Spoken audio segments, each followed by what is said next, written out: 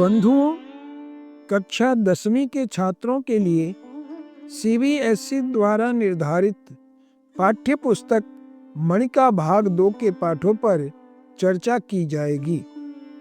आशा है कि मेरे इस प्रयास से छात्रों को विशेष लाभ मिलेगा एवं संस्कृत भाषा के प्रति उनकी रुचि बढ़ेगी। बंधुओं, आज भी हम दूसरे पाठ के अनुच्छेद का वाचन करेंगे, उसका सरल अर्थ करेंगे एवं व्याकरण संबंधी प्रश्नों पर चर्चा करेंगे। अनुच्छेद इस तरह से प्रारंभ करते हैं। राज्ञः नेत्रदानार्थं निश्चयं ज्ञात्वा अमात्याः विषण्णाः भूत्वा अवदन्। राजा के नेत्रदान के निश्चय को जानकर मंत्रीगण विषण्णाः भूत्वा दुखी होकर अवदन् बोले, महाराज अलम एतावता दुस्साहसेन। महाराज ऐसा दुस्साहस न करें।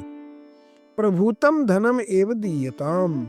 ढेर सारा धन ही दिया जाए, माने उसको नेत्र न दिया जाए, उसको नेत्र के बदले जितना वो धन चाहता है उतना धन उसको दे दिया जाए। अथ स राजा तान अवदत्। इसके बाद उस राजा ने उनसे बोला, दास्यामीति प्रतिज्ञाय यो अन्यथा कुरुते मनः कार्पण्या निश्चित मतेः कः स्यात् पापतरस्ततः।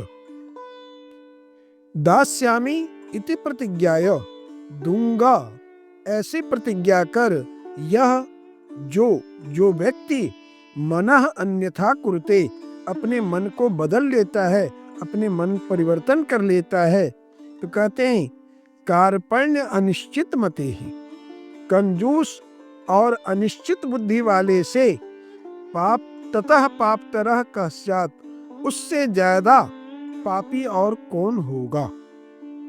राजा का कहने का भाव यह है कि पहले या तो प्रतिज्ञा ही ना करें।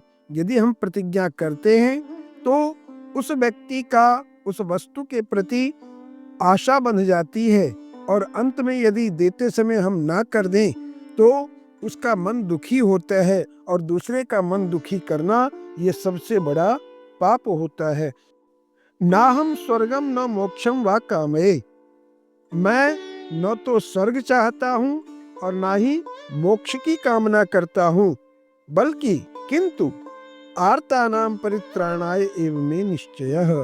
आर्त जनों यानी पीड़ित जनों की रक्षा करना ही मेरा निश्चय है। इस तरह से राजा ने अमात्यों को कहा और आगे कहा, अस्य याचा वृथा मास्तु। इसका मांगना बेकार न हो।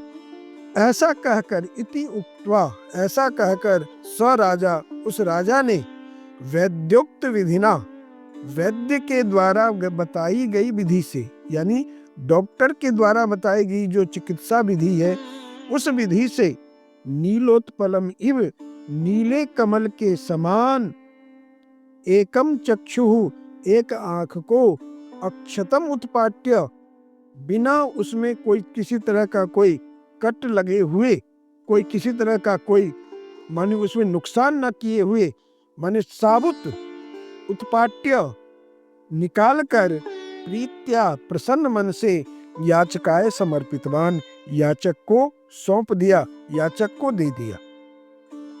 सह अपि तत् नेत्रम यथास्थानम स्थापयत। उसने भी उस नेत्र को यथास्थान पर स्थापित कर लिया।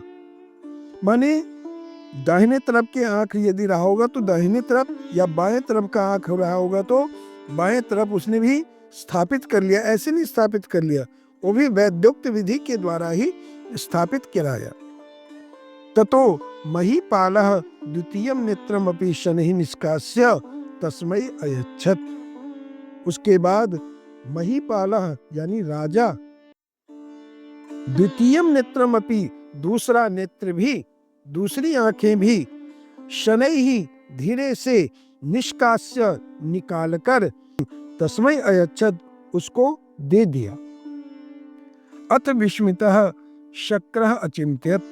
इसके बाद आश्चर्यचकित इंद्र ने सोचा, अहो धृति, अहो सत्वम, अहो सत्वहितैषिता।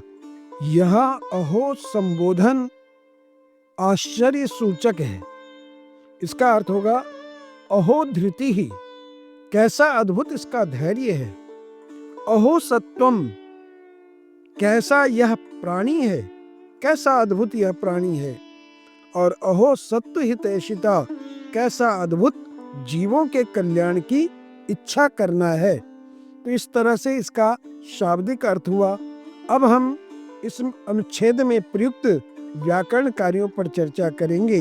तो सबसे पहले हम संधि एवं संधि विच्छेद पर चर्चा करते हैं। स राजा, इसका संधि विच्छेद होगा सह जमा राजा, विसर्ग लोप संधि है। योन्यथा, इसका संधि होगा यह जमा अन्यथा, यह भी उत्व और पूर्व रूप संधि है।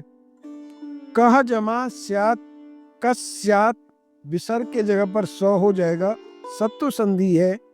पाप तरस तथा, पाप तरह जमा तथा, यहाँ पर भी सत्व संधि है। तो के रहने पर भी विसर्ग को स हो जाता है।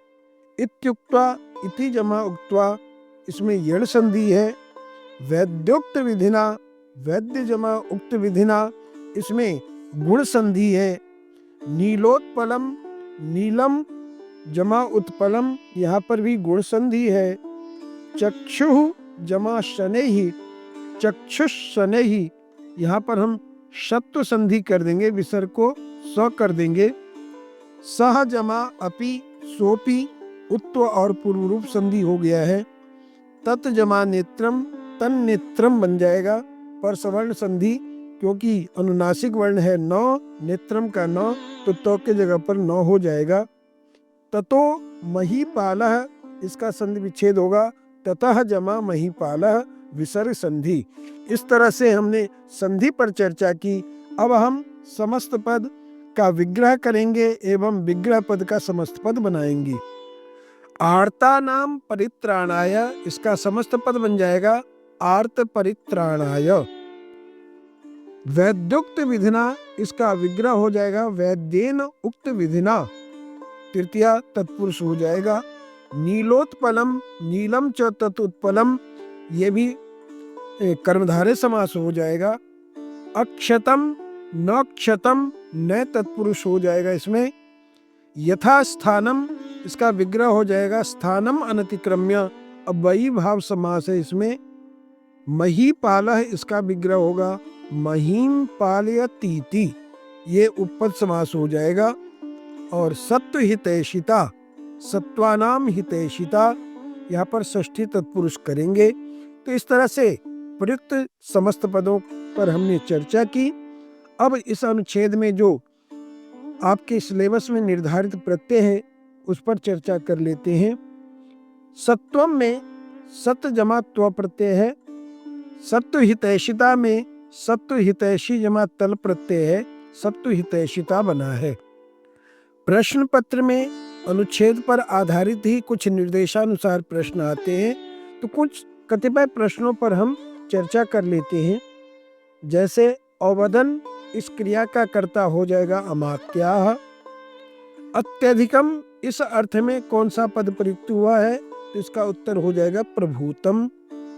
प्रभूतम धनम, इन दोनों पदों में प्रभूतम विशेषण पद है और धनम विशेष्य पद है। दास्यामि, इस क्रिया का कर्ता अहम होगा।